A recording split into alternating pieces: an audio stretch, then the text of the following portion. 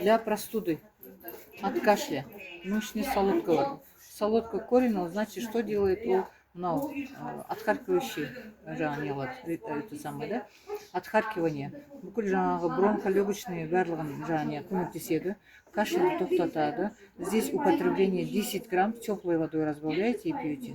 Взрослым, детям можно разбавлять, взрослым можно и не разбавлять. У кого действительно қатты жөтеліп асқыныватқан кезде можно и не разбавлять. Потому что здесь 130 грамм. Бұл жерде груша бар. Груша что делает? Грушаның несі бар жаңағы. Хотим пюре сияқты қою болады ғой. Как он? Мякоть.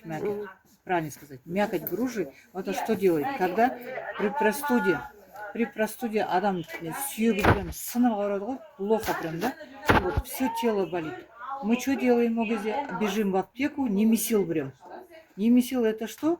Ол иммунитетіңізді өлтіре береді. Сол үшін вместо немесила вот это вот судорожное состояние. У нас сүйек қақсаған кезде ішсеңіз соған көмектеседі. Простудаға, кашляға бәріне керемет. Ой, рахмет. Бағасы да қымбат емес.